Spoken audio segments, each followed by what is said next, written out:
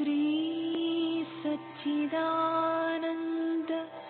सद्गुरु साईनाथ महाराज की जय। सद्गुरु श्री साईनाथुनि शरद बाबूजी की जय। సాయి వంటి దైవంబు లేడోయి లేడోయి, ప్రజలందరి నోట సాయి నామం పలకాలి, సర్వత్రా సాయి రూపం రంజిల్లాలి, ముజ్జగాలు సాయి మహిమతో ముప్పిరిగొనాలి. సాయి పదరవళులు మన హృదయ కుహరంలోని నిశ్శబ్ద నిశీధిలో ప్రతిధ్వనించాలి. ప్రణవనాద వీచికల్లా సాయి జ్ఞాన సౌరభాలు సర్వత్రా వ్యాపించాలి. ఆ సుజ్ఞాన సౌరభాల ఆస్వాదనలో మన మనసులు మత్తెక్కాలి. సాయి ప్రేమామృత ధారలు అంతటా నిరంతరం వర్షించాలి. ఆ ప్రేమామృత ధారలలో తడుస్తూ, ఆ జ్ఞాన సౌరభాల మత్తులో ఆనందంగా నర్తిస్తూ సాయి వంటి దైవంబు లేడోయి లేడోయి అని అందరూ ఏకకంఠంతో గానం చేయాలి. అదే నా ఆశ, ఆశయం, ఆకాంక్ష. అదొక మధుర స్వప్నం.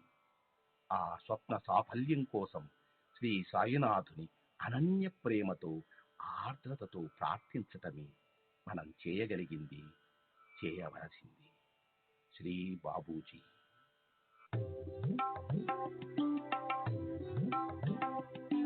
Sai Baba, Sai Baba, Sai Baba, Sai Baba.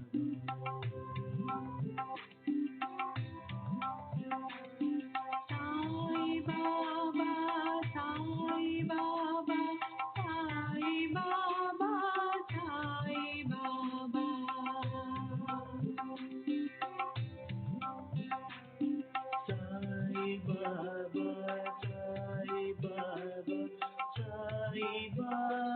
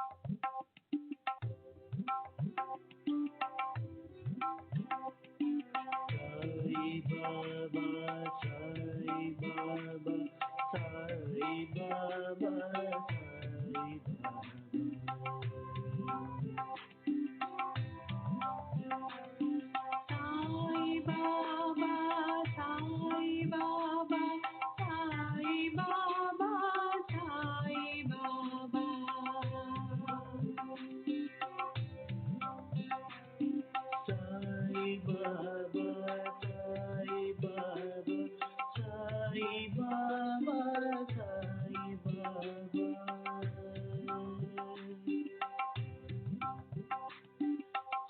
Sai Baba, Sai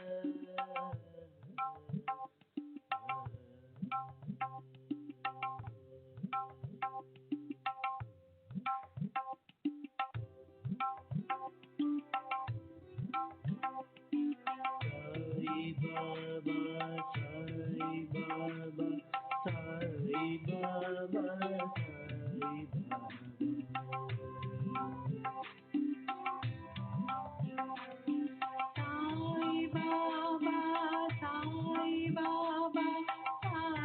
Baba, Sai Baba.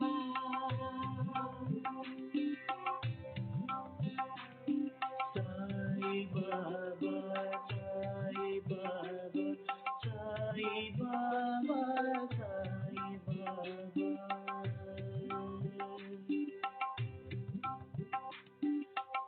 Sai Baba,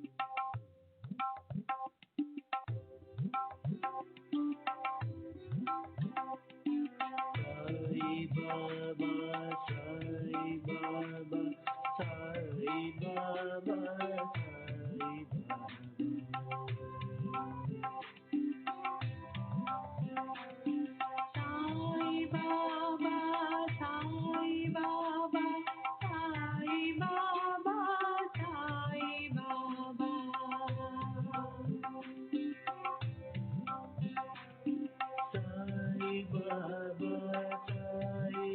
Baba, Sai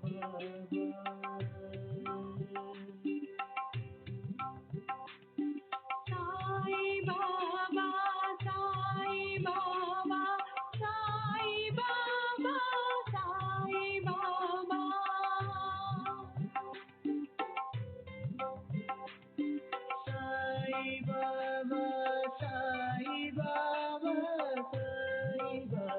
Sai Baba, Sai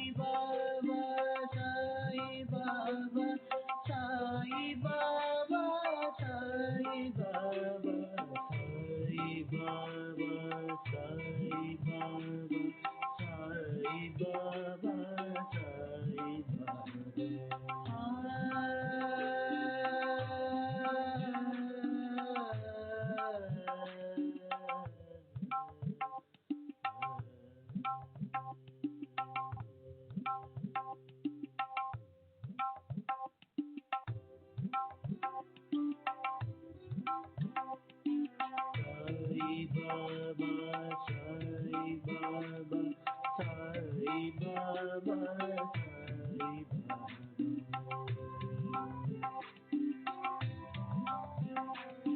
Sai Baba, Sai Baba, Sai Baba, Sai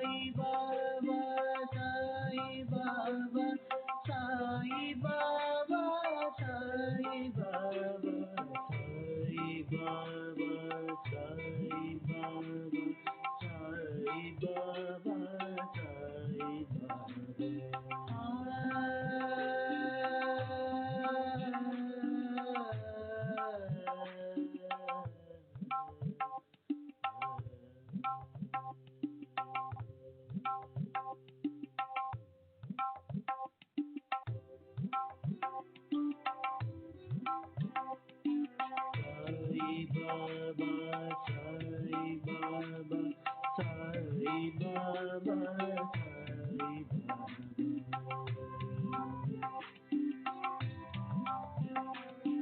Sai Baba, Sai Baba, Sai Baba, Sai Baba.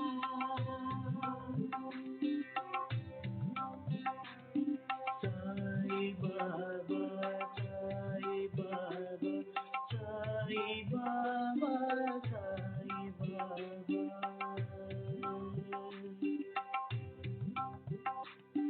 Sai Baba, Sai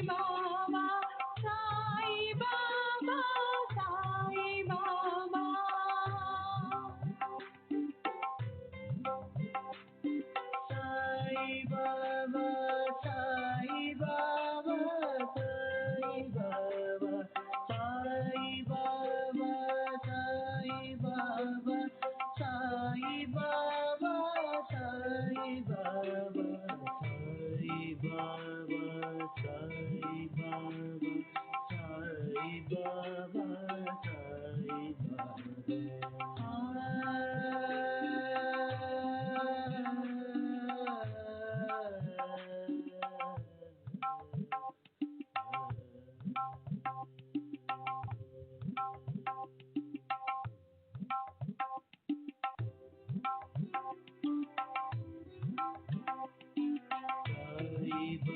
Baba, Sai Baba, Sai Baba, Sai Baba, Sai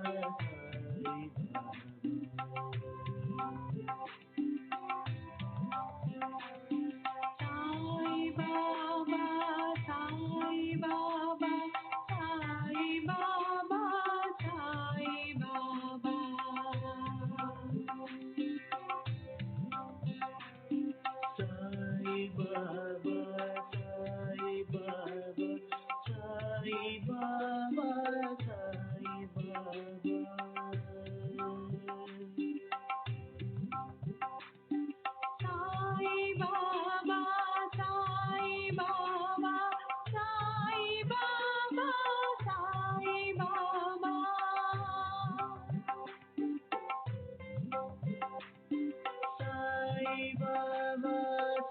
Sai Baba, Sai Baba, Sai Baba, Sai Baba, Sai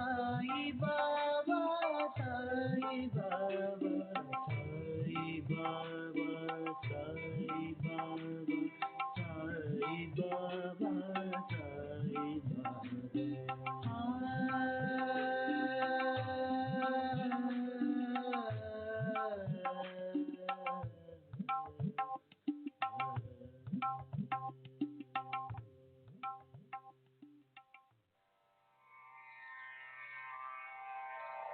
Shri सच्चिदानंद सद्गुरु साईनाथ महाराज की जय। सद्गुरु श्री साईनाथुनि शरद बाबूजी की जय।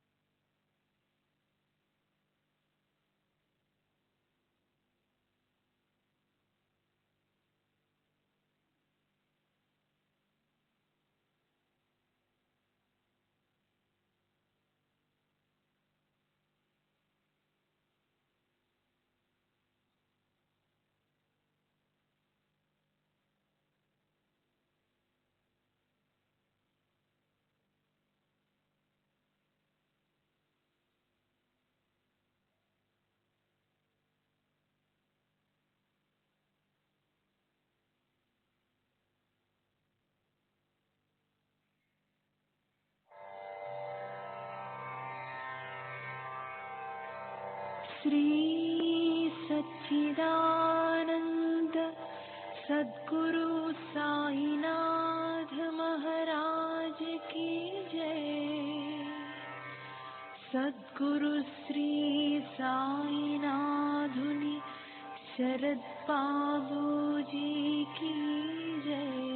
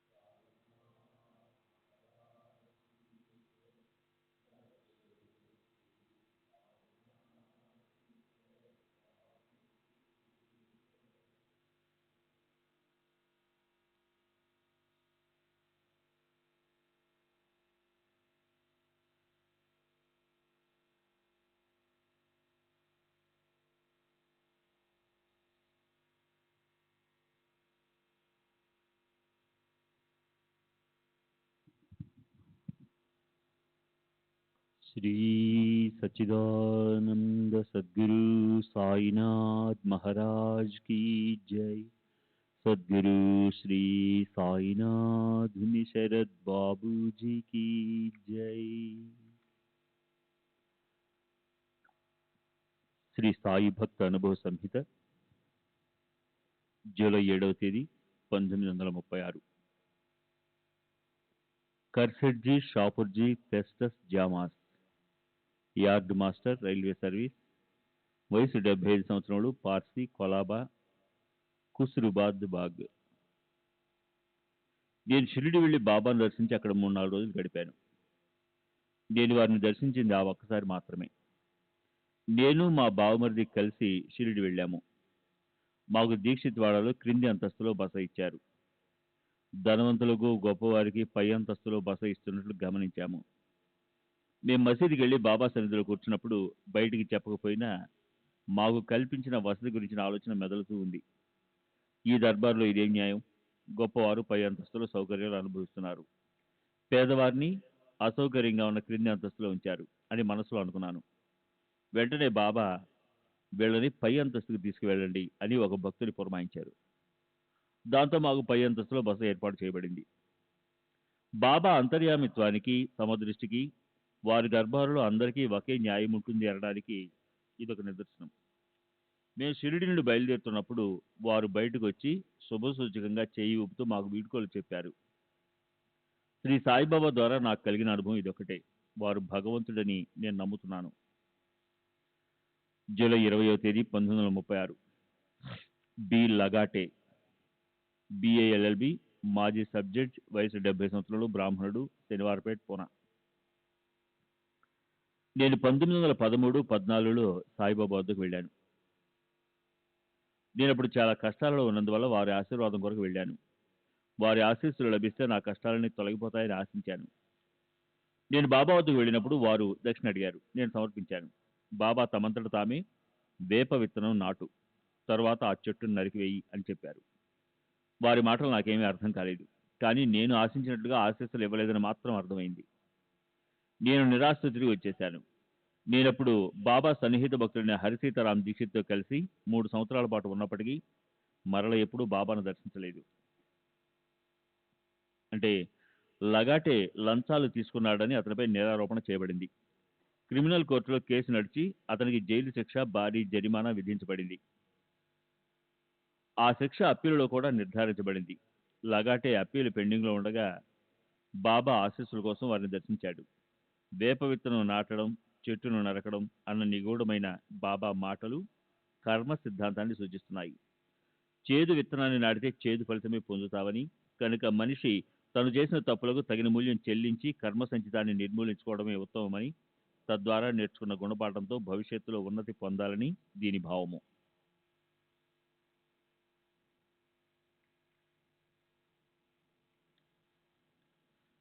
కుశాబావు ఉరఫ్ కృష్ణాజీ కాశీనాథ్ జోషి, వయసు 70 సంవత్సరములు, జోషి వతందార్, బ్రాహ్మణుడు, తండ్రి Kashinath Padmakar Joshi, మేరజ్గావ్.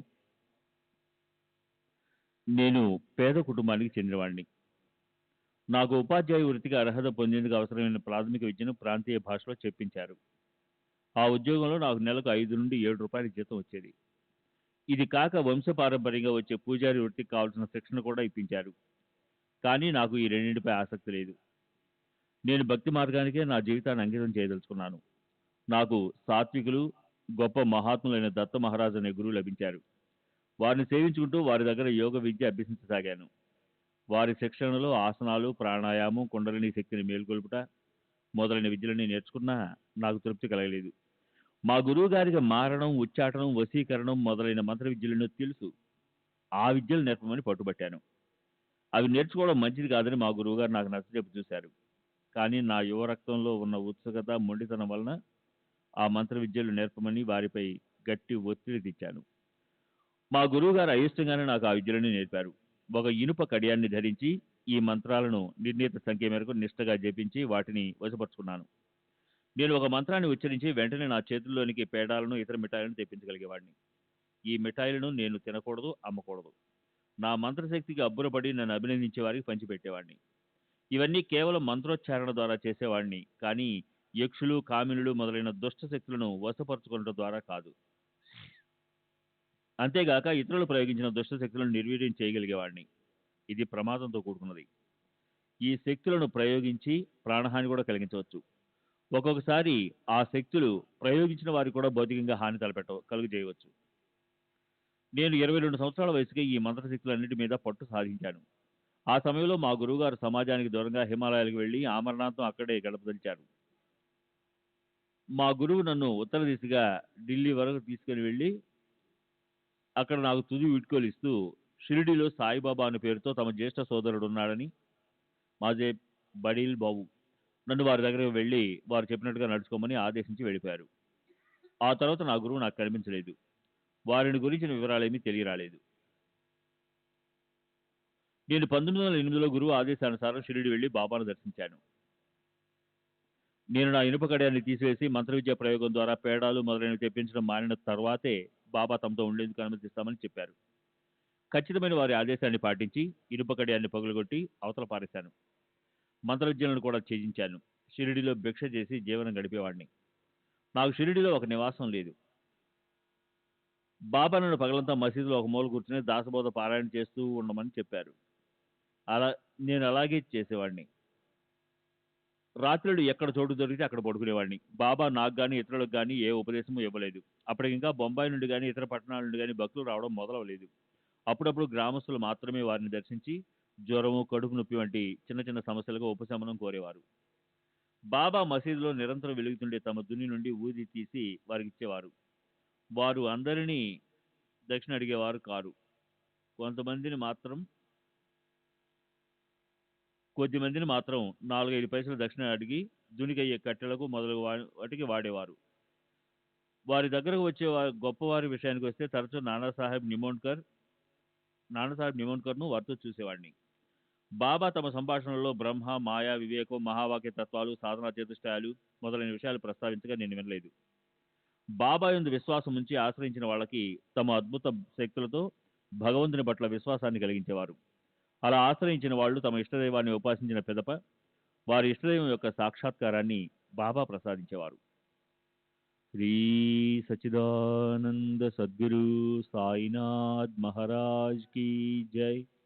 Sadhguru Shri Sainath Sharad Babuji key జై.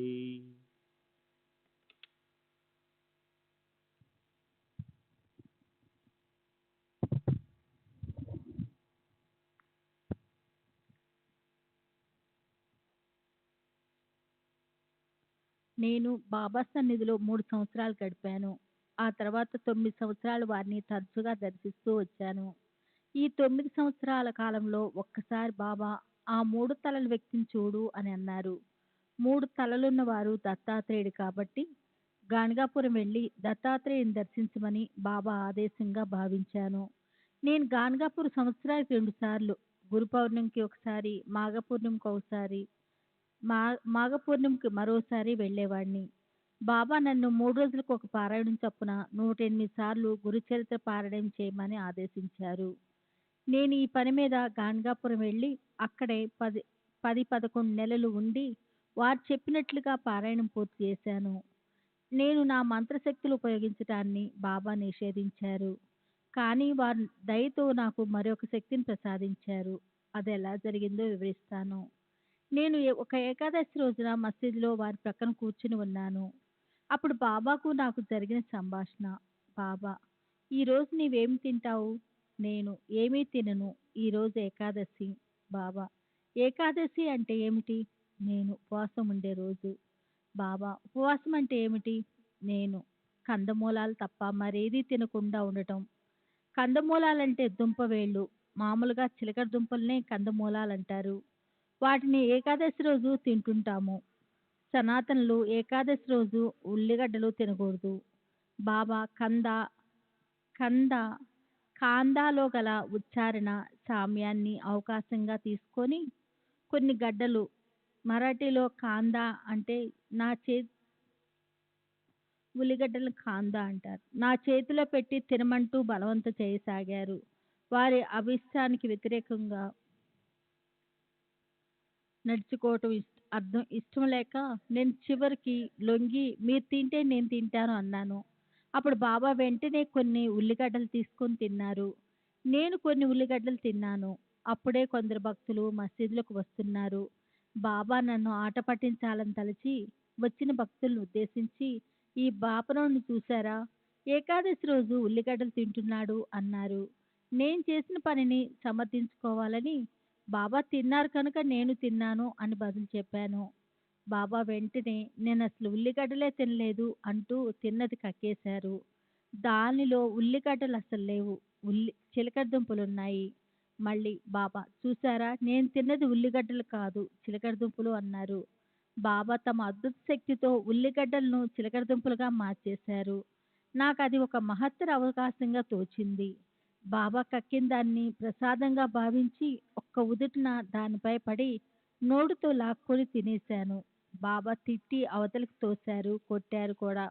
బాబా ఉచ్చిష్టాన్ని అంటే ఎంగిల్ని తినగలిగినందుకు మహా ఆనందాల్లో ఉన్న నేను ఇవేమీ లెక్క చేయలేదు. అక్కల్కోట్ మహారాజు వలె బాబా తిట్టిన తిట్లు, కొట్టిన దెబ్బలు శుభాన్ని, శ్రేయస్సును కలుగజేస్తాయని నాకు తెలుసు. అందువల్ల వారి తిట్లను, దెబ్బలను ఆశీస్సులుగా భావించాను. మరుక్షణం బాబా మనోవైఖరి మారిపోయింది. వారిపై నాకున్న అచంచల విశ్వాసానికి అభినందనపూర్వకంగా నా తలపై వారి హస్తాన్నుంచి ఆశీర్వదించారు. అప్పటి నుండి బాబాను స్మరించి చేతులు దాచిన వెంటనే నా చేతుల నుండి వెచ్చని ఊది రాలినట్లు వరాన్ని ప్రసాదించారు. ఈ విషయం చెప్పిన తర్వాత కుశాబావు తన 2 చేతులను దోసిల్లా పట్టి అంటే ముందుకు చాచి ముఖానికి దగ్గరగా పెట్టుకొని తల ఎత్తి కళ్ళు మూసుకొని బాబాను ధ్యానించాడు. ఒక్క నిమిషం తర్వాత ఇదిగో ఊది చేతులను పట్టండి అంటూ తమ దోసిలి గుండా ఊదీని ధారగా పోయిసాగాడు. నేను నాతో వచ్చిన అవస్థ అతని దోసిలి క్రింద పేపర్ పెట్టి కొన్ని ఔన్సుల ఊది సేకరించి దాచుకున్నాము. పివి నరసింహస్వామి. ఊదీ ప్రసాదం పట్ల విశ్వాసంతో నా దగ్గరకు వచ్చే భక్తులకు ఆ అద్భుత వరం వల్ల లభించిన ఊదీని పంచిపెట్టేవాడిని. అది వారి బాధలను, పలు రకాల దుష్భావాలను తొలగించేది. సంతానం లేని వారికి సంతానం కూడా ప్రసాదించేది. ఈ శక్తి కొరకు నేను ఏ జపము చేయవలసిన అవసరం లేదు. అది నాలో స్థిరంగా నిలిచింది. ఇక చేతుల్లోనికి పేడాలను తెప్పించే మంత్ర విద్య పట్ల బాబా విధించిన నిషేధాన్ని నేను తప్పక పాటించేవాడిని. కానీ అప్పుడప్పుడు భక్తుల ఒత్తిడికి లొంగి ఆ మంత్రశక్తులను ప్రయోగించవలసి వచ్చేది. దుష్టశక్తులను తిప్పికొట్టే మంత్ర విద్యను దుష్ట దుష్టశక్తులను తిప్పికొట్టే మంత్ర విద్యను మాత్రం ప్రయోగిస్తూ ఉండేవాడిని. అలా చేస్తున్నందుకు నేను పశ్చాత్తాపం చెందలేదు. నెల క్రితం రాజ్ మజీకర్ మనవడిపై దుష్టప్రయోగం ఏదో జరిగింది. అది క్షుద్రశక్తి ప్రయోగాల్లో వాడుకలో ఉండే ప్రయోగము. ఆ విధమైన శక్తులను తిప్పికొట్టేందుకు కొన్ని ప్రత్యేకమైన మంత్రాలు ఉన్నాయి. అవి నేను అభ్యసించి ఉన్నాను. అతని శరీరం పైన, గుడ్డలపైన, పడకపైన అకారణంగా నల్లని మచ్చలు ఏర్పడేవి. అవి ప్రతి శనివారం మాత్రమే కనిపించేవి. రాజు మజీకరు నాకు కబురు పెట్టాడు. నేను వారింటికి వెళ్ళి ఆ దుష్ట ప్రయోగాన్ని నిష్ఫలం చేసే మంత్రాలు చదివి దత్తాత్రేయుని పూజ నిర్వహించి హారతిచ్చాను. నేను పూజ నిర్వహించిన తర్వాత శనివారం 18/7/1936న మచ్చలు కనపడలేదు. ఆ ఆ దుష్ట శక్తుల్ని విజయవంతంగా త్రిప్పగొట్టగలిగాను. నేను 3 సంవత్సరాలు బాబా చెంత గడిపిన తర్వాత మా నాన్న వచ్చి నన్ను తనతో తీసుకెళ్ళాడు. నేను ఇంటికి వెళ్లే ముందు బాబాను దర్శించాను. బాబా ఈసారి వచ్చేటప్పుడు ఇద్దరుగా రండి అన్నారు. కొన్ని రోజుల తర్వాత నేను మా నాన్న షిరిడి వెళ్ళి బాబాను దర్శించాము. అప్పుడు బాబా అంతకుముందు దర్శనంలో తాము చెప్పిన ఇద్దరుగా రండి అన్న మాటలకు అర్థం పెళ్లి చేసుకుని భార్యతో రా అని వివరించారు. తర్వాత మా నాన్న నన్ను షిరిడి నుండి తీసుకెళ్ళాడు. నేను పెళ్లి చేసుకున్నాను. పెళ్ళైనప్పటికీ నేను షిరిడి వెళ్ళి బాబా దగ్గర ఉండటానికి ఇష్టపడేవాడిని. అందుకే ఒకసారి ఒంటరిగా వెళ్ళి చాలా రోజులు షిరిడీలో ఉండిపోయాను. అప్పుడు నా భార్య వచ్చి తనతో తీసుకెళ్ళింది. అప్పుడు నాకు పిల్లలు, మనమలు కూడా ఉన్నారు. ఇప్పుడు నాకు పిల్లలు, మనమలు కూడా ఉన్నారు. నేను ఒకసారి షిరిడి వెళ్ళి బాబాను దర్శించినప్పుడు నన్ను చూడటానికి ఎందుకు ఇంత దూరం శ్రమపడి వస్తావు? నేను అక్కడే ఉన్నాను అన్నారు. అంతేకాక మా గ్రామంలో వారుండే ప్రదేశాన్ని వర్ణించి చెప్పారు. నేను తర్వాత ఆ ప్రదేశానికి వెళ్ళి ముళ్ళ పొదలు మొదలైనవన్నీ తొలగించి శుభ్రపరిచాను. అక్కడ నాకు ఒక సమాధి కనిపించింది. నేను ఆ స్థలాన్ని కొని సమాధిని పూజించసాగాను. అక్కడ నాకు బాబా దర్శనం లభించేది. అప్పటి నుండి శ్రీరామనవమి ఉత్సవాలకు తప్ప నేను షిరిడి వెళ్ళేవాడిని కాదు. మరో విషయం ఏమంటే చేతుల్లోనికి ఊది సృష్టించే శక్తిని నేను ఇతరులకు ఇవ్వవచ్చును. కానీ ఆ శక్తిని స్వీకరించే వ్యక్తి 6 నెలల పాటు అత్యంత నియమనిష్టలు పాటించి ఇంద్రియ నిగ్రహంతో కఠోర బ్రహ్మచర్య దీక్ష అవలంబించాలి. 30/8/1936 తేదీన చెప్పిన విషయాలు మీరజ్గాంలో ఫకీర్ షాను సాధువు సుప్రసిద్ధులు. వారు 200 సంవత్సరాల పూర్వం జీవించి ఉండేవారు. వారి సమాధి ఉండే స్థలము అప్పటి జగీర్దారు వారికి ఇనాముగా ఇచ్చారు. కానీ ఆ స్థలం ఇప్పుడు నా సొంతము. వీరికి శిష్యులు కానీ వారసులు కానీ లేరు. వారి దర్శనం ఇప్పటికీ మనం చేసుకోవచ్చు. చాతుర్మాసాలలో వారి దర్శనం లభించదు, కానీ వారి మాటలు వినపడతాయి. వారు చాలా తక్కువగా మాట్లాడతారు. అప్పుడప్పుడు సాయిబాబాను గురించి మాట్లాడేవారు. వారి మాటల ద్వారా భక్తి జ్ఞాన మార్గాలలో ప్రగతిని సాధించిందంటూ ఏమీ ఉండదు. భక్తులలో నమ్మకం కలిగించేందుకు మాత్రమే వారు దర్శనమిచ్చేవారు. వారు శ్రీ సాయిబాబా జీవించే ఉన్నారని చెప్పేవారు. కానీ వారు ఏ రూపంలో ఉన్నది మాత్రం తెలియజెప్పేవారు కాదు. తాము సాయిబాబా ఒకే కూటమికి చెందిన వారమని, వారితో సన్నిహిత బంధం ఉన్నదని చెప్పేవారు. ఆ రోజు రాత్రి 10 గంటల సమయంలో కుశాబావు నారాయణరావు కీడే గదిలోకి ప్రవేశించి తన చేతుల్లోనికి ఊదిని సృష్టించి కొంత నారాయణరావు నొసటపై రాసి మిగిలిన దాన్ని అందరికీ పంచిపెట్టారు. తర్వాత ఊదిని సృష్టించే శక్తిని గురించి మరికొన్ని విషయాలు క్రింద విధంగా చెప్పారు. పివి నరసింహస్వామి: నేను చేతుల్లోనికి ఊది సృష్టించటం అనేది ఎలాంటి మంత్రాలు ఉచ్చరించడం వల్ల జరిగేది కాదు. కేవలం బాబాను స్మరించడం వల్లే సాధ్యమైంది. కానీ చేతుల్లోనికి పేడాలు మిఠాయిలు తెప్పించడం మంత్రప్రయోగం వల్ల జరిగేది. నా చేతుల్లో ప్రత్యేకమైన పేడ కానీ మిఠాయి కానీ మరో చోటు నుండి తెప్పించబడేది. అంటే పేడాలు ఒక చోటు నుండి మరొక చోటుకు బదిలీ చేయటం అన్నమాట. అందుకే దీన్ని బాబా నిషేధించారు. శ్రీ సచ్చిదానంద సద్గురు సాయినాథ్ మహారాజ్ కి జై. సద్గురు శ్రీ సాయినాథుని శరత్ బాబూజీకి జై. జూలై 20వ తేదీ 1936 బాలకృష్ణ గోవింద ఉపాసని శాస్త్రి పదవీ విరమణ చేసిన సంస్కృత ఆచార్యుడు. వయసు సుమారు 69 సంవత్సరాలు. బ్రాహ్మణుడు. తండ్రి గోవింద గోపాల ఉపాసని శాస్త్రి. శనివారపేట, పూనా. పూనాలో ప్లేగు వ్యాధి ప్రబలి ఉన్నప్పుడు మా కళాశాల కొన్ని నెలలు మూసివేశారు. అప్పుడు నేను నా భార్యను అమ్మను తీసుకుని తీర్థయాత్రలకు బయలుదేరాను. హరిద్వార్, ఋషికేశ్ చూసుకొని తపోవన్కు వెళ్ళాము. అక్కడ ఒక సాధువు నా వైపే ప్రకాశవంతమైన కళ్ళతో తదేకంగా చూస్తూ ఉండడం గమనించాను. అతనికి నమస్కరించాను. అతడు ఇంకా నన్ను పరికించి చూస్తూ, నీవు సతానాకు చెందిన వాడివి కదా అని అడిగారు. మా పూర్వీకుల స్థలం సతానా కాబట్టి అవునని జవాబు చెప్పి తామెవరో చెప్పమని అభ్యర్థించాను. రేపు ఇదే సమయానికి ఇక్కడికి రా, నేను చెప్తాను అన్నారు. నేను బసకు వెళ్ళి ఈ విషయాన్ని మా అమ్మకు చెప్పాను. ఆమె కాసేపు ఆలోచించి, వారు మల్హారేకు అంటే మయూరాపురకు చెందిన తమ వంశగురువు ఉద్ధవ మహారాజు అయి ఉంటారని భావించింది. ఆమె కూడా వారిని దర్శించాలన్న కోరికతో నాతో పాటు నిర్ణీత సమయానికి సాధువును కలవవలసిన ప్రదేశానికి వచ్చింది. 15 నిమిషాలు అక్కడంతా వెతికిన తర్వాత సంచారి అయిన ఒక సాధువు కోసం వెతకడం వృధా ప్రయాస అని తలచి మా అమ్మ వెళ్ళిపోయింది.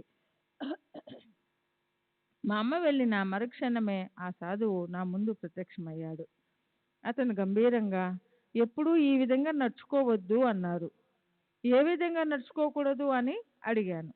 అతను ఎవరిని రమ్మని ఆదేశిస్తారో వారు మాత్రమే రావాలి. భౌతికంగానే కాక ఇతర విషయాలలో కూడా ఒక వ్యక్తికి మరో వ్యక్తికి ఎంతో తేడా ఉంటుంది. ఏ ఇద్దరు ఒకటిగా ఉండరు. అందువల్ల పిలిచిన వారు మాత్రమే రావాలి అన్నారు. ఇక మీదట అదే విధంగా నడుచుకుంటానని వారికి మాట ఇచ్చి తామెవరో చెప్పమని అభ్యర్థించాను. నీవు నీ ఇంట్లో పూజించే దేవుళ్ళ మధ్య ఒక శాలిగ్రామం అంటే పవిత్ర శిల ఉంది కదా అని అడిగి దానిని యథాతథంగా వర్ణించారు. నేను ఉందని చెప్పాను. ఆ శాలిగ్రామంను ఉద్ధవ్ మహారాజుకు ఇచ్చింది నేనే. ఉద్ధవ్ మహారాజు దానిని అతని మనువడికి ఇచ్చాడు. అతను మీ తాతగారికి ఇచ్చాడు అని చెప్పారు. ఆ శాలిగ్రామం నాకు వంశపారపర్యంగా లభించింది. దానిని ఇంకా నేను పూజిస్తూ ఉన్నాను.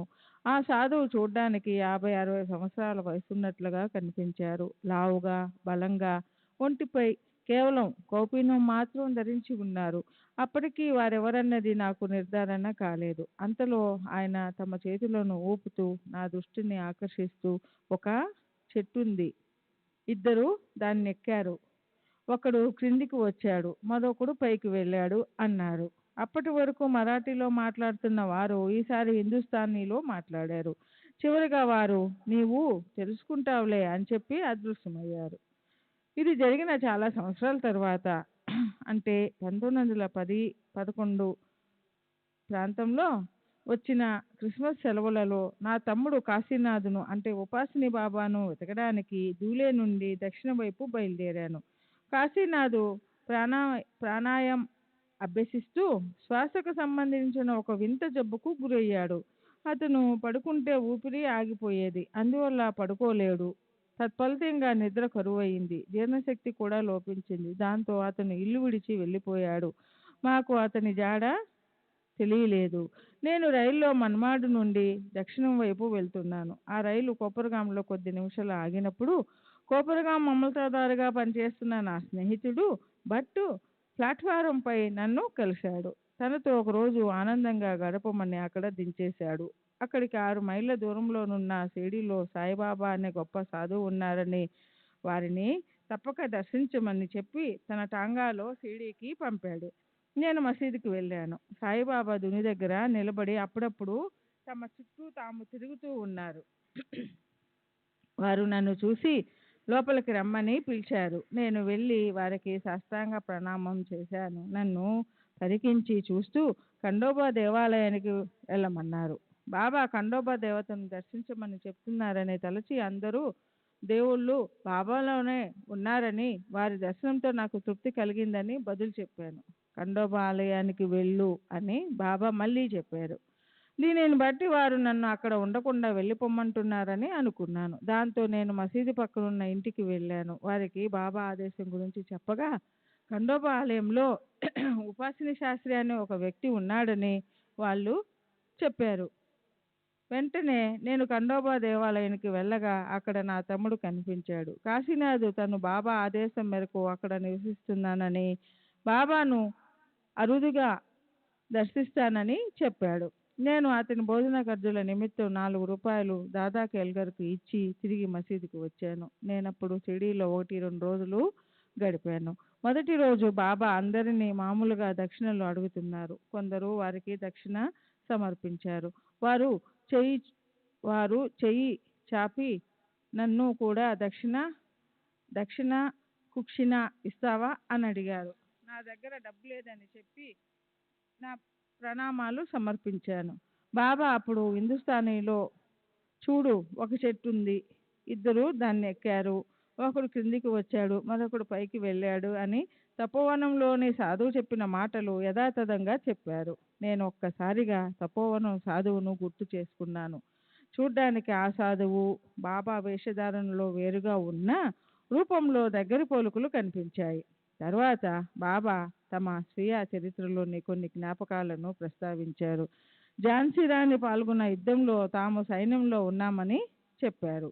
రెండవ రోజు కూడా బాబా నన్ను దక్షిణ అడిగారు. నా దగ్గర రైలు ఛార్జీలకు బొటాబొటీగా సరిపోయే డబ్బులే ఉన్నాయని, దక్షిణ ఇవ్వలేకపోతున్నందుకు క్షమించమని అన్నాను. అప్పుడు వారు నా జేబులో ఉన్న వెండి గడియారాన్ని చూపిస్తూ దానిని దక్షిణగా ఇవ్వమని అడిగారు. నేను ఒక్క నిమిషం సంకోచించిన మొత్తానికి దానిని వారికి సమర్పించాను. వారు దానిని తీసుకొని పక్కనే ఉన్న ఒక ఫకీరుకు ఇచ్చారు. తర్వాత నన్ను చూస్తూ గడియారం కోల్పోయానన్న నా బాధను తీరుస్తూ, దీని వలన నీవు పోగొట్టుకునేది ఏమీ ఉండదులే అన్నారు. నేను వారికి ఇచ్చింది బహు స్వల్పమని చెప్పి నేను ఇంటికి బయలుదేరాను. కోపర్గాం మీదుగా పూనా చేరాను. అక్కడ నా స్నేహితుడైన నాతూ ఇంటికి వెళ్ళాను. షిరిడీలో బాబాకు నేను సమర్పించిన జేబు గడియారం గురించి మాట్లాడుతూ అలాంటి గడియారం కొనాలంటే ఎంత ఖరీదు అవుతుందని విచారించాను. అదే సమయంలో నాతూ సోదరుడు 60 రూపాయలు ఖరీదు చేసే బంగారు జేబు గడియారాన్ని పంపి దానిని నన్ను కానుకగా స్వీకరించమని చెప్పాడు. నేను స్వీకరించాను. నేను బాబాకు గడియారం ఇచ్చినందువల్ల పోగొట్టుకున్నదేమీ లేదు. నేను షిరిడీకి 1, 2 సార్లు వెళ్ళాను. అప్పుడు శ్రీ సాయిబాబాపై ఒక సంస్కృత పద్యాన్ని రచించాను. జూలై 27వ తేదీ 1936. బాలకృష్ణ రామచంద్ర ఖైరీకర్. వైదిక జీవనం. వయసు 70 సంవత్సరాలు. బ్రాహ్మణుడు. ఖైరీ. చితలీకి 3 మైళ్ళ దూరం. నేను మొదట సాయిబాబా ఒక పిచ్చి ఫకీర్ అని విన్నాను. అది సుమారు 35 సంవత్సరాల క్రితం సంగతి. కానీ తర్వాత అందరూ సాయిబాబాను గురించి గొప్పగా చెప్తూ ఉండడంతో ఎలాగూ షిరిడీలో నాకు తెలిసిన కొంతమంది బ్రాహ్మణులు అంటే అప్పా కులకర్ణి మొదలైన వారు ఉన్నారు. కనుక నేను బాబాను దర్శించేందుకు వెళ్ళాను. నేను అప్పట్లో ఒక గ్రామాధికారిని. అది నాకు వంశపారపర్యంగా సంక్రమించింది. 1916లో ప్రభుత్వం వంశపారపర్య గ్రామాధికారుల వ్యవస్థను రద్దు చేసింది. మొదట్లో ప్రజలు చితలి, జలగాం, రాంపూర్, నాద్, పట్లచ, వాడి, పింపులవాడి మీదుగా షిరిడీ చేరేవారు. చాలా కాలం నిరుపయోగంగా ఉండిన ఆ రోడ్డు ఇప్పుడు లేదు. బాబా నూనెకు బదులు నీటితో దీపాలు వెలిగించిన లీలను నేను చూశాను.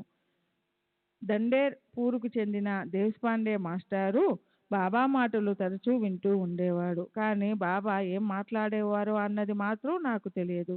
నేను 1908లో సాయిబాబా వద్దకు వెళ్ళినప్పుడు మసీదులో నా పాదం కింద ఒక పైసా ఉన్నట్లు గమనించి దానిని తీసి బాబాకి ఇస్తూ ఈ పైసా మీదే, భద్రపరచుకోండి అన్నాను. బాబా ఆ పైసాను తిరిగి నాకు ఇస్తూ సరేలే, ఈ నాణ్యాన్ని ఇంటికి తీసుకెళ్ళు. దీనిని మీ పూజా గదిలో దేవతామూర్తుల మధ్య పెట్టుకొని పూజించుకో. నీకు శుభం కలుగుతుంది అన్నారు. నేను అలాగే దానిని ఇంటికి తీసుకెళ్ళి పూజించాను. 3 సంవత్సరాల వరకు అంటే 1911 వరకు నా పరిస్థితులు చాలా అభివృద్ధి చెందాయి. అంతకుముందు పగలు తింటే రాత్రి తినడానికి ఏమీ ఉండేది కాదు. అటువంటిది నాణ్యాన్ని పూజించడం మొదలుపెట్టిన తరువాత గ్రామాధికారిగా నా సంపాదనలో చాలా డబ్బు ఆదా చేయగలిగాను. నా భార్యకు బంగారు గాజులు కూడా చేయించగలిగాను. ఒకసారి నేను ప్రయాణంలో అపవిత్రంగా ఉన్నందున నా పారాయణ గ్రంథాన్ని నా స్నేహితునికి ఇచ్చాను. బాబా ఇచ్చిన పైసా అందులోనే ఉంది. కొన్ని రోజుల తర్వాత ఆ పైసా పోయినట్లు కనుగొన్నాను. ఇది 1911లో జరిగింది. అప్పటి నుండి నాకు కష్టాలు మొదలయ్యాయి. పైసా పోయిన 6 నెలలకు నా భార్య మరణించింది. 1916లో నా గ్రామాధికారి పదవి పోయింది. 1917, 18లో మా అమ్మ కూడా మరణించింది. ఇప్పుడు నేను భిక్షాటనచే జీవిస్తున్నాను. నేను ప్రతి శ్రీరామనవమికి షిరిడీ వెళ్తూ ఉంటాను. ఆగస్టు 27వ తేదీ 1936. బదావే. కేర్ ఆఫ్ ఆనంద రామచంద్ర బదావే. Estate broker. వయసు 64 సంవత్సరాలు. బ్రాహ్మణుడు. నవాసే. ప్రస్తుత నివాసం మోతీ చౌక్, రవివార్పేట, పూనా. 30 సంవత్సరాల క్రితం మా మామగారైన వబాలే అహ్మద్నగర్లో వకీలుగా పనిచేస్తూ ఉండేవారు. వీరు గొప్ప సాయి భక్తులు. మా మామగారు నానాసాహెబ్ చందోర్కర్ స్నేహితులు. నేనప్పుడు నవాసాలో ఉన్న మోహినీరాజు ఆలయ పూజారిగా పనిచేస్తూ ఉన్నాను. నాకు ఒక కుమారుడు ఉన్నాడు. వాడికి ముందు వెనుక చాలామంది పిల్లలు పుట్టారు. కానీ పుట్టిన కొంతకాలానికే మరణించారు.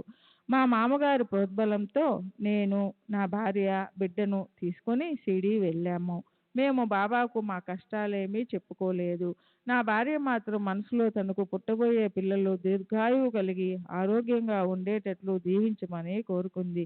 బాబా ఆమె తలపై తమ హస్తాన్నుంచి ఏమీ చింతపడవద్దు అని ఆశీర్వదించారు. ఆ తర్వాత మాకు 3 కుమారులు, 1 కుమార్తె పుట్టారు. ఒక కుమారుడు మాత్రం 17 సంవత్సరాల వయసులో చనిపోయాడు. మిగిలిన వారందరూ క్షేమంగా ఆరోగ్యంగా ఉన్నారు. బాబాను దర్శించినప్పుడు వారు నన్ను దక్షిణ అడిగారు. నేను ఇచ్చాను. కానీ మళ్ళీ అడిగి నా దగ్గరున్న డబ్బంతా తీసేసుకున్నారు. నేను వారికి మరో రూపాయి సమర్పిద్దామనుకున్నాను. కానీ ఇవ్వలేకపోయాను. మేము తిరిగి వచ్చిన తరువాత నా భార్యకు ఈ విషయం చెప్పాను. కొన్ని సంవత్సరాల తర్వాత ఆర్థిక ఇబ్బందులు నన్ను చుట్టుముట్టాయి. వృత్తిరీత్యా నేను కాళ్ళరిగేలా తిరిగినా ప్రయోజనం లేక కొద్దిపాటి డబ్బే లభించేది. ఆ సమయంలో నా భార్య నేను బాబాకు సమర్పించదలిచి ఇవ్వలేకపోయిన రూపాయి విషయం గుర్తు చేసింది. నేను వెంటనే బాబాకు మనీ ఆర్డర్ ద్వారా రూపాయి పంపాను. అప్పటి నుండి నా ఆర్థిక పరిస్థితి మెరుగుపడసాగింది. ఇలా ఎలాంటి ఆర్థిక ఇబ్బందులు కష్టాలు లేకుండా నిశ్చింతగా గడపసాగాను. ఇది జరిగి 20 సంవత్సరాలైంది. అప్పటికి నా బాబా సజీవులై ఉన్నారు. 1914లో నేను పూనా వచ్చాను. ఇక్కడ ఎస్టేట్ బ్రోకర్గా వ్యాపారం చేస్తూ ఉన్నాను. నా కుమారులు కూడా చక్కగా వ్యాపారం చేసుకుంటున్నారు. సెప్టెంబర్ 1వ తేదీ 1936 శ్రీధర్ నారాయణ్ కరర్కర్, అకౌంటెంట్, సచివాలయం. వయసు 57 సంవత్సరాలు. కాయస్థ ప్రభు. Number 37 Charni road, thana.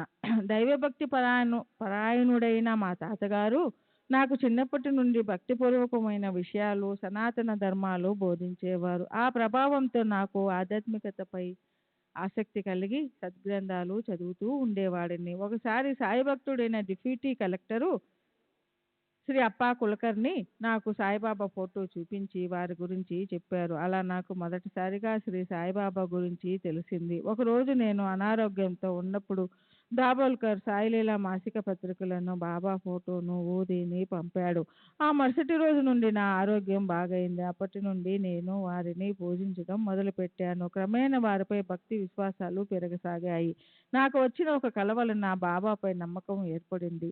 దాబోల్కర్ పంపిన సాయిబాబా ఫోటోను పూజా గదిలో పెట్టడానికి తీసుకువెళ్ళాను. నేను ముందు నుండి పూజిస్తూ ఉన్న అక్కలకోట మహారాజు ఫోటో పక్కన బాబు ఫోటోను పెట్టడానికి ఉపక్రమిస్తున్నప్పుడు ముస్లిం ఫకీరైన సాయిబాబాను పవిత్ర హిందూ సాధువైన అక్కలకోట మహారాజు పక్కన పెట్టడం భావ్యం కాదని మనసుకు తోచి సాధువైన అక్కలకోట మనసుకు తోచి దానిని కాస్త దూరంగా పెట్టాను. ఆ రోజు రాత్రి నాకు ఒక కల వచ్చింది. కలలోని విషయాలు ప్రొద్దున్న మర్చిపోయాను. కానీ నేను పూజ మొదలుపెట్టినప్పుడు ఆ విషయాలన్నీ ఒక్కసారిగా గుర్తుకు వచ్చాయి.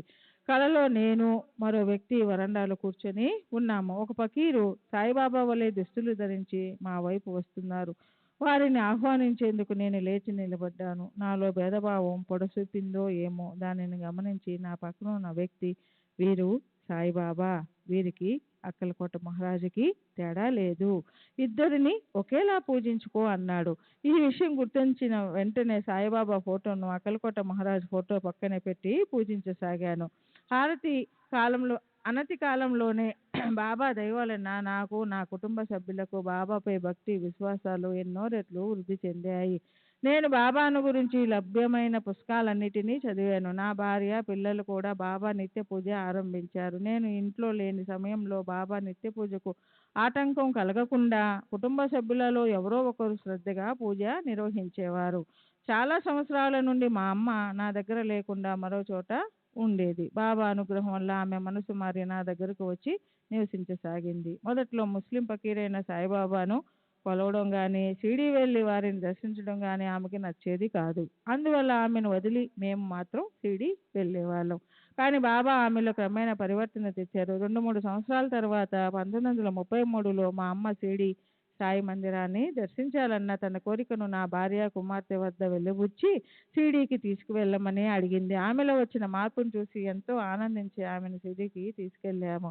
ఆమె షిరిడీలోని ప్రదేశాలు చూసి ఎంతో సంతోషించింది. సనాతన ఆచారాలను ఖచ్చితంగా పాటించే ఆమె బాబాను పూజించేందుకు తన ఛాందస భావాలను వదులుకుంది. ఆమె షిరిడీ నుండి తిరిగి వచ్చిన కొంతకాలానికే ఠానాలో ఉన్న మా ఇంట్లో అంతిమ శ్వాస విడిచింది. సాయిబాబా ఎంతో దయతో ఆమెలో మార్పు తెచ్చి చనిపోయే ముందు ఆమెకు తమ సమాధి దర్శనం చేయించారు. బాబా నా పైన, నా కుటుంబం పైన చూపిన కరుణకు ఎన్నో దృష్టాంతాలు ఉన్నాయి. కానీ అవన్నీ చెప్పనవసరం లేదు. బాబా సదా నా వెంటే ఉంటూ నా అవసరాలను గమనిస్తూ నన్ను ముందుకు నడిపిస్తున్నారు. శ్రీ సచ్చిదానంద సద్గురు సాయినాథ్ మహారాజ్ की जय. सद्गुरु श्री साईनाथ शरद बाबू जी की जय. బాబా మా కుటుంబ సభ్యులపై ఎంత దయ చూపించేవారో కేవలం 2 దృష్టాంతాల ద్వారా తెలియజేస్తాను. నా రెండవ కుమారుడు గోవింద్ షిరిడీ వెళ్ళి సమాధి మందిరాన్ని ద్వారకామాయిని చూడాలని తపించిపోయేవాడు. మాతో సన్నిహితంగా ఉండే శ్రీ జీబీ దాత్తర్ కుటుంబం 1934 శ్రీరామనవమి ఉత్సవాలకు షిరిడీ వెళుతున్నప్పుడు వారితో గోవిందును పంపాము. గోవింద్ ద్వారకామాయికి వెళ్ళాడు. అక్కడ ఏ మూల నుంచున్నా మనలోకి చొచ్చుకొనిపోయి చూస్తున్నట్లుగా ఉండే బాబా తైలవర్ణ చిత్రం వద్ద తానొక్కడే ఉన్నాడు. అతను అమితానందంతో ఆ చిత్రాన్ని చూస్తూ కళ్ళు మూసుకున్నాడు.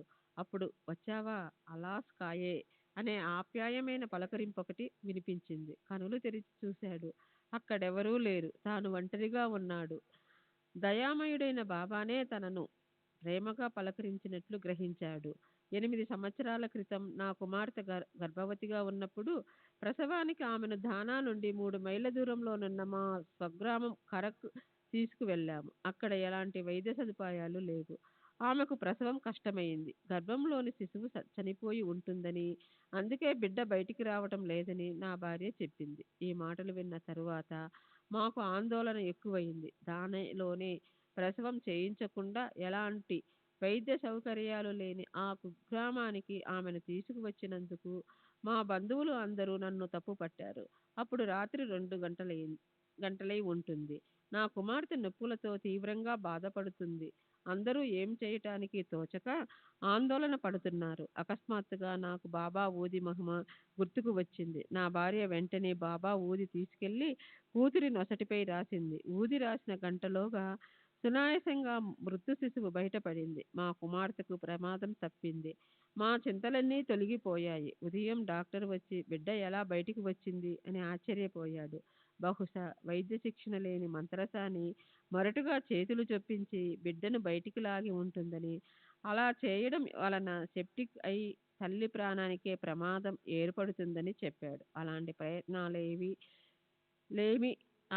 ప్రయత్నాలేమీ ఎవ్వరూ చేయలేదని, మానవ ప్రయత్నం లేకుండా కేవలం బాబా ఊది మహిమ వల్ల మృత్యు శిశువు బయటపడిందని తెలుసుకుని ఆ డాక్టర్ అబ్బురపడ్డాడు.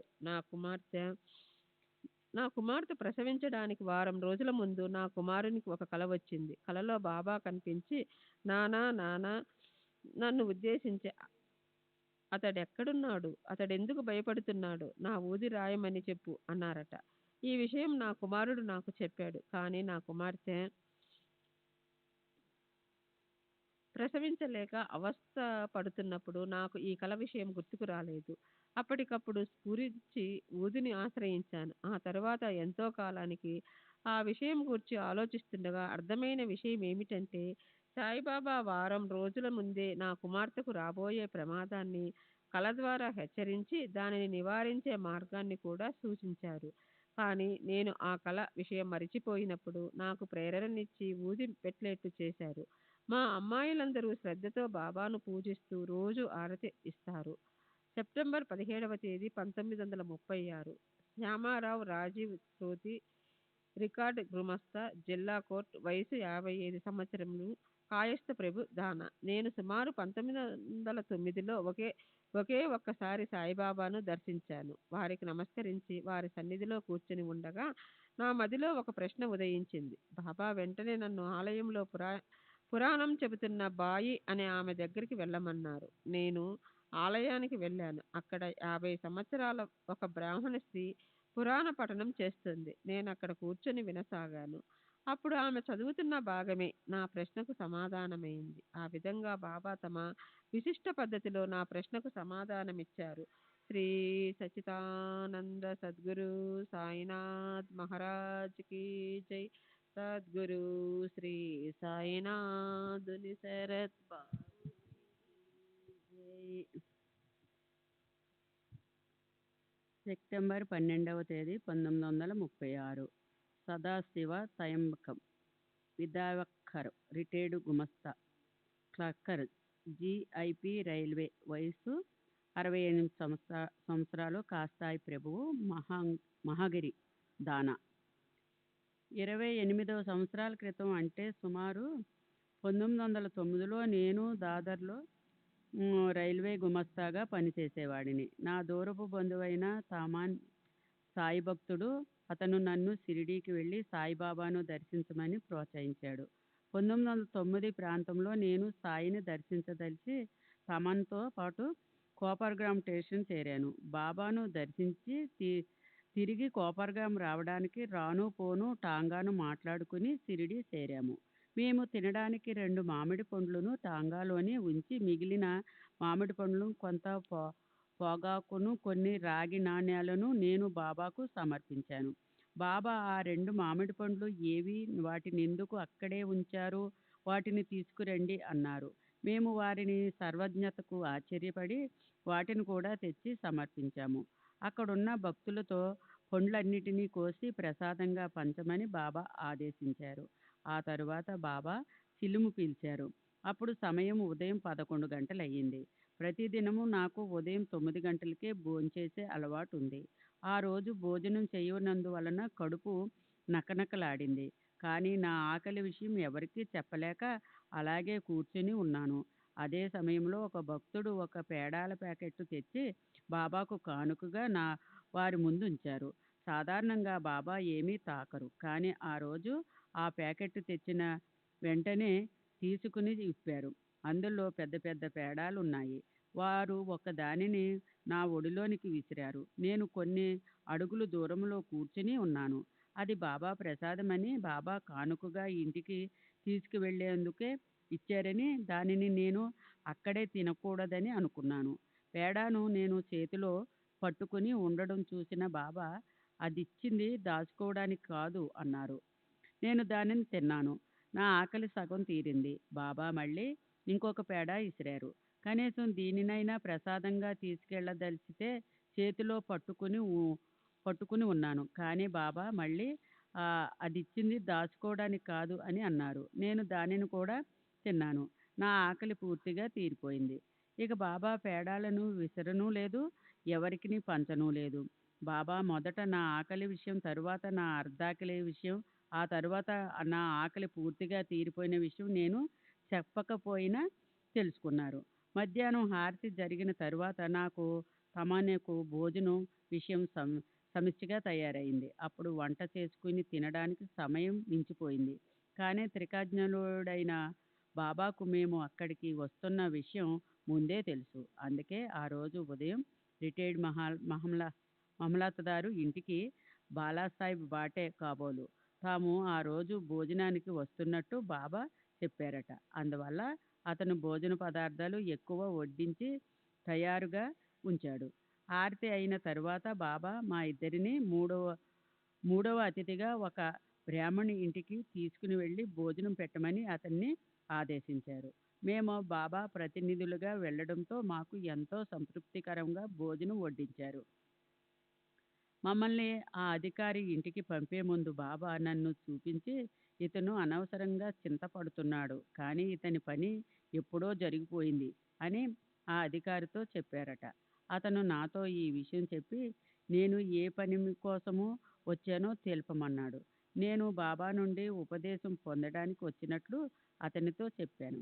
సాధారణంగా భక్తులు వచ్చే రోజు వెళ్ళడానికి బాబా అనుమతించరని అందరూ చెప్తున్నారు. కానీ 2 కారణాల వల్ల ఆ రోజే తప్పక వెళ్ళవలసి అవసరం ఉంది. మొదటిది, మేము కోపర్గాం వెళ్ళకపోయినా టాంగావాడికి తిరుగుబాడుగ ఇచ్చి తీరాలి. రెండవది, నేను ఆఫీసులో అనారోగ్యంగా ఉందని చెప్పి రావడంతో మరుసటి ఉదయం దాదర్లోనే రైలు మెడికల్ ఆఫీసరు ఎదుట హాజరు కావలసి ఉంది. మధ్యాహ్నం మమ్మల్ని తిరిగి కోపర్గాం తీసుకువెళ్ళడానికి టాంగావాడు తొందర పెట్టసాగాడు. మేము అతడికి మరికొంతసేపు ఆగమని చెప్పి మసీదులోనికి వెళ్ళాము. ఈలోపు టాంగావాలా అక్కడికి కూడా వచ్చాడు.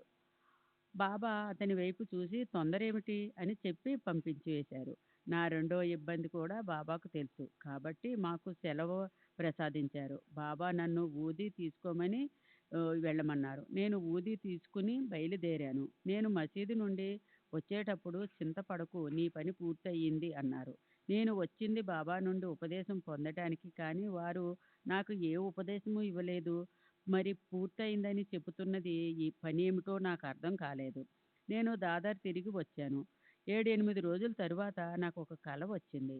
ఆ కలలో ఇండోరిలో నివసిస్తున్న మా వంశగురువు నాకు ఉపదేశం ఇవ్వడానికి మా ఇంటికి వచ్చినట్లు కనిపించింది. నాకు వారు వస్తున్నట్టు ఏ ఉత్తరం గానీ, సందేశం గానీ లేదు. కానీ ఈ కల వచ్చిన కొన్ని రోజులకు అకస్మాత్తుగా మా వంశగురువు ఆఫీసుకు వచ్చారు. నేను వారిని సాధారణంగా ఆహ్వానించి ఇంటికి తీసుకెళ్ళాను. నాకు వచ్చిన కల విషయం ఆయనకు తెలిపాను. ఆ కల విషయం తనకు తెలుసునని, తాను వచ్చినది ఉపదేశం ఇవ్వడానికేనని చెప్పారు. కానీ ఆ విషయం అప్పటికి ఎలా తెలుసా చెప్పలేదు. మరుసటి రోజు శాస్త్రోక్తంగా నాకు శివమంత్రాన్ని ఉపదేశించారు. నేను సైన్యుణ్ణి కాబట్టి నాకు శివమంత్రం ఉపదేశించారు. వారు మరో విషయం కూడా తెలిపారు. తాము చాలా రోజుల క్రితమే నాకు ఉపదేశం ఇవ్వాలని నిర్ణయించినట్లు చెప్పారు. బాబా మాటలు ఎంత శక్తివంతమైనవంటే, నేను షిరిడీలో ఉన్నప్పుడే నాకు ఉపదేశం ఇవ్వడానికి వీరికి షిరిడీకి ఎంత దూరంలో ఉన్న ఇండోరులో నివసించే వీరు బాబాను ఎన్నడూ దర్శించలేదు. బాబా ప్రేరణ కలిగించారని, అందుకే నా పని పూర్తయినట్లు బాబా చెప్పారని గ్రహించాను. ఈ భక్తుడు హుబ్లీ సిద్ధరూఢ స్వామి భక్తుడు. ఇతడు 1909లో బాబా దర్శనం చేసుకున్న తరువాత ఒక్కసారి మాత్రమే 1935లో షిరిడీ వెళ్ళి బాబాకు కృతజ్ఞతలు అర్పించి వచ్చారు. శ్రీ సాయినాథ్ మహారాజ్ కీ జై. సద్గురు శ్రీ శరత్ బాపూజీ కీ జై. సెప్టెంబర్ 19వ తేదీ 1936. దత్తాత్రేయ విఠల్ వైద్య, ఖజానా గుమస్తా, థానా కలెక్టరేట్. వయసు 25 సంవత్సరాలు. కాయస్థ ప్రభువు. తండ్రి విఠల్ ఎన్ వైద్య, థానా. నా తండ్రి విఠల్ ఎన్ వైద్య రిటైర్డ్ రైల్వే ఉద్యోగి. కరాచీలో నివసిస్తూ ఉండేవారు. వారు ఎప్పటి నుండో సాయిబాబా భక్తులు. కానీ ఆయన బాబాతో తనకున్న అనుభవాలను ఇతరులతో పంచుకోవడానికి ఇష్టపడేవారు కాదు. మా నాన్న మొదట షిరిడీ యాత్ర నా చిన్నతనంలో జరిగింది. నా చిన్నతనంలో జరిగింది. అప్పటి విషయాలు గుర్తించుకునే వయసు కూడా నాకు లేదు. షిరిడీ బయలుదేరే రోజు నా సోదరి చబుకు తీవ్రంగా జ్వరం వచ్చింది. అనారోగ్యంతో ఉన్న పసిబిడ్డను తీసుకుని ప్రయాణం చేయటం మంచిది కాదని బంధువులందరూ చెప్పారు. కానీ మా నాన్న లెక్క చేయకుండా బాబాపై ఉన్న నమ్మకంతో అందరినీ తీసుకుని బయలుదేరాడు. మేము కళ్యాణ్ స్టేషన్ చేరేటప్పటికి చబుకు జ్వరం తగ్గిపోయింది. ఆ విధంగా మా నాన్న బాబాపై పెట్టుకున్న నమ్మకం బలపడింది. మా నాన్న మసీదుకు వెళ్ళి బాబాను దర్శించుకున్నాడు. ఆయన మరుసటి ఉదయం ఉద్యోగ విధులకు హాజరు కావలసి ఉంది. సరైన సమయానికి బొంబాయి చేరుకోవాలంటే తాను వెళ్ళదలిచిన రైలుకు కోపరగాంలో అందుకోవాలి. మా నాన్న బాబా వద్దకు వెళ్ళి అనుమతి కోరాడు. ఆ మరుసటి దినం ఆఫీసుకు వెళ్ళవలసి ఉన్నందున వెంటనే బయలుదేరాలని కూడా విన్నవించుకున్నాడు. కానీ బాబా అనుమతి ఇవ్వలేదు. దాదాపు 4 గంటల పాటు షిరిడీలోనే ఉంచిన తర్వాత వెళ్ళమని ఆదేశించారు.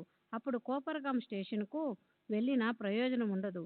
రైలు ఎలాగూ వెళ్ళిపోయి ఉంటుంది. మా నాన్నకు ఏం చేయాలో తోచలేదు.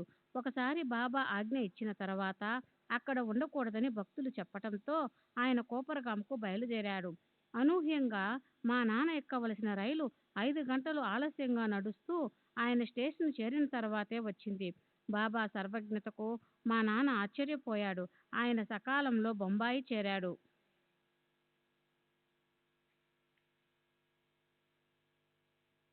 1933-34వ సంవత్సరంలో మా నాన్న అనారోగ్యానికి గురి అయ్యాడు. తీవ్రమైన న్యూమోనియా వ్యాధితో మంచాన పడ్డాడు. ఆయనకు చికిత్స చేస్తున్న డాక్టరు చిప్కర్ మా నాన్న కోలుకుంటాడనే ఆశ వదులుకున్నాడు. 22 రోజులు గడిచినా జ్వర తీవ్రత తగ్గలేదు. మా నాన్న అంతటి అనారోగ్యంలోనూ నిరంతరం బాబానే ప్రార్థిస్తూ గడుపుతున్నారు. 21వ రోజు రాత్రి 9 గంటల సమయంలో ఆయనకు బాబా భౌతికంగా దర్శనమిచ్చారు. ఆయన పడక ప్రక్కనే మేమందరము ఉన్నా మాకెవరికి ఏమీ కనిపించలేదు. బాబా వచ్చారు, వారు రొట్టెలు ఉల్లిపాయ అడుగుతున్నారు అని మా నాన్న అరిచారు. మాకేమో బాబా కనిపించలేదు. బహుశా నాన్నగారు జ్వర తీవ్రతలో కలవరిస్తున్నారని అనుకుని రొట్టె ఉల్లి తీసుకువెళ్ళలేదు. దాంతో మా నాన్న కోపంతో మమ్మల్ని అందరినీ బయటకు వెళ్ళమన్నారు. మేము గది బయటకు వచ్చి లోపల ఏమి జరుగుతుందో వినపడేలా నిలబడ్డాము. అప్పుడు లోపల బాబా మా నాన్నతో మాట్లాడటం వినిపించింది. ఇంకా ఎవరో అజ్ఞాత వ్యక్తులిద్దరిని బాబా వెళ్ళిపోమ్మని ఆజ్ఞాపిస్తున్నారు. కానీ వాళ్ళు తమతో మా నాన్నను కూడా తీసుకుని వెళ్తామని చెబుతున్నారు. బాబా ఒప్పుకోలేదు. వాళ్ళని అక్కడ నుండి వెళ్ళిపోమ్మని గద్దించి సట్కాతో నేలపై కొట్టారు. దానితో వాళ్ళు వెళ్ళిపోయినట్లు అనిపించింది. ఆపై వాళ్ళ గొంతులు వినిపించలేదు. తరువాత బాబా మా నాన్నను ఒక పెద్ద లోటాడు చల్లని నీటిని త్రాగమని చెప్పి వెళ్ళిపోయారు. మా నాన్న నన్ను లోనికి పిలిచి చల్లని మంచినీళ్లు తెమ్మన్నారు. డాక్టర్ చల్లని నీళ్లు త్రాగవద్దని చెప్పినందువలన నేను కాస్త తటపటాయించాను. మా నాన్న పట్టుబట్టడంతో బాబా మాటలపై నమ్మకం ఉన్న మా అమ్మ చల్లని నీరు తెచ్చి ఇచ్చింది. మా నాన్న 2-3 కప్పుల నీళ్లు త్రాగారు. వెంటనే ఆయనకి చెమటలు పట్టి జ్వరం తగ్గన ఆరంభించింది. వెంటనే మేము డాక్టరుకు కబురు పెట్టగా అతను వచ్చి పరీక్షించాడు. చల్లని నీళ్లు త్రాగడంతో జ్వరం తగ్గిపోయిందని తెలుసుకున్న డాక్టర్ ఆశ్చర్యానికి అవధులు లేవు. ఒక ఇంజెక్షన్ ఇచ్చి వెళ్ళిపోయాడు. తిరిగి మరుసటి రోజు వచ్చి పరీక్షించి ఇక వారికి ఏ ప్రమాదమూ లేదని తేల్చి చెప్పాడు.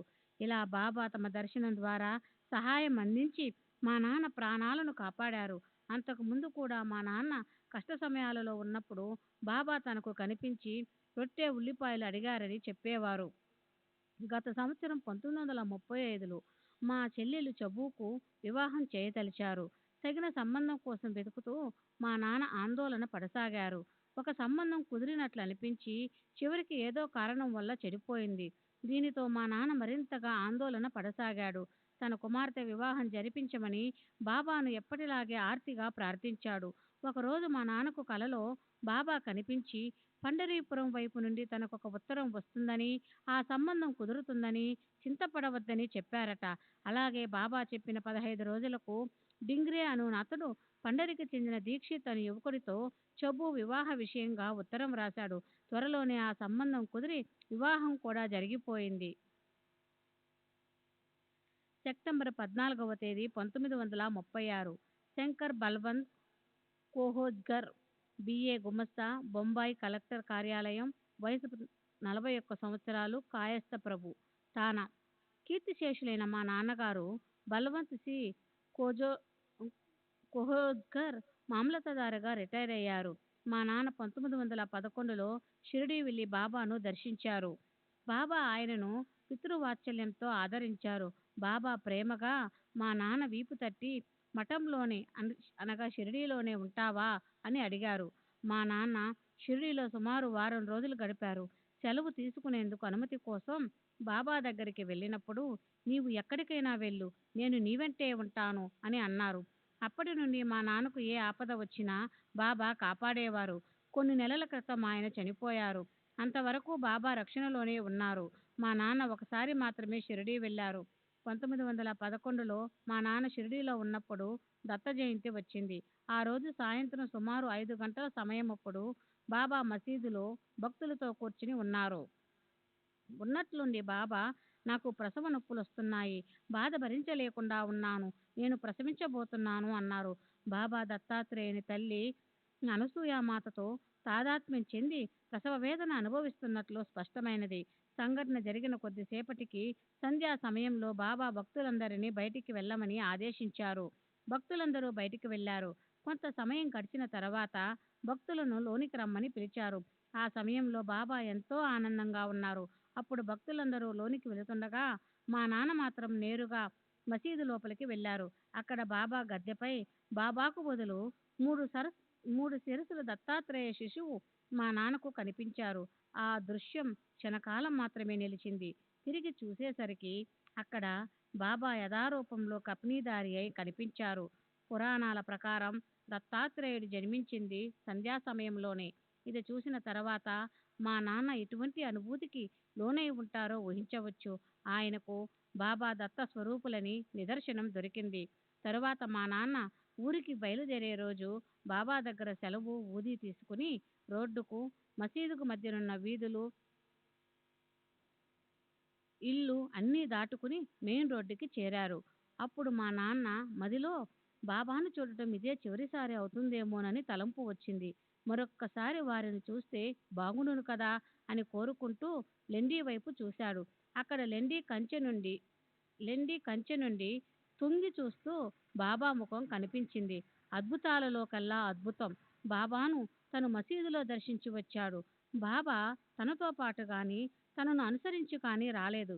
అయినప్పటికీ బాబాను మరోసారి దర్శించాలనే కోరిక జనించిన మరుక్షణం మసీదుకు 100 నుంచి 150 గజాల దూరం ఉన్న లెండి వద్ద బాబా రూపం కనిపించింది. మా నాన్న బాబాను చూడటం అదే చివరిసారి. అందుకే బాబా మా నాన్నతో వెళ్తున్నావా, మంచిది వెళ్ళు అన్నారు. అప్పుడు నేను మా నాన్నతో షిరిడీ వెళ్ళలేదు. కానీ మరి శ్రీ సచ్చిదానంద సద్గురు సాయినాథ్ మహారాజ్ కి జై. సద్గురు శ్రీ సాయినాథ్ నిశరత్ బాపూజీ की जय.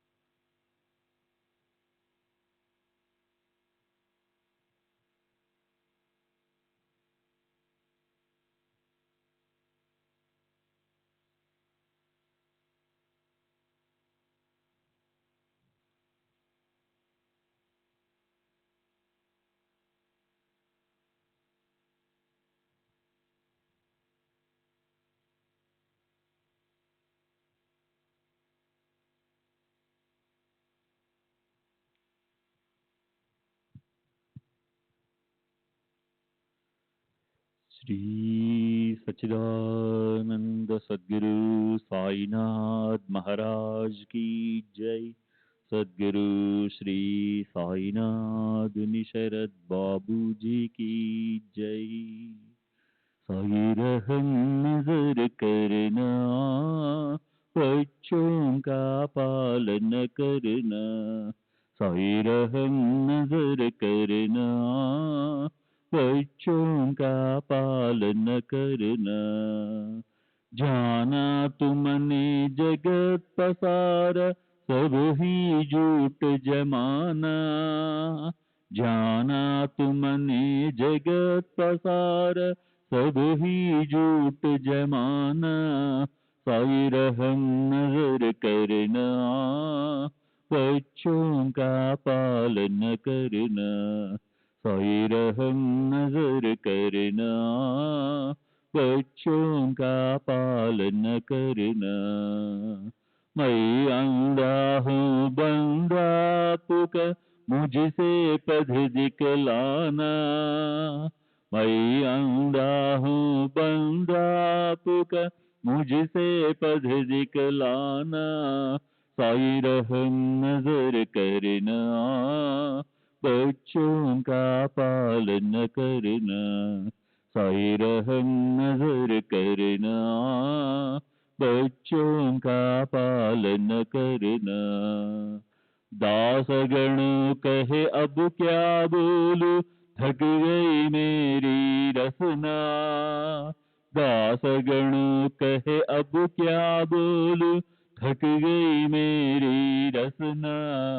साई रहम नजर करना, बच्चों का पालन करना, साई रहम नजर करना, बच्चों का पालन करना, रहमो नजर करो अब मोरे साई, तुम बिना नहीं मुझे माँ बाप बाई, रहमो नजर करो मैं अंधा हूँ बंदा तुम्हारा, मैं अंधा हूँ बंदा तुम्हारा, मैं ना जानू मैं ना जानू मैं ना जानू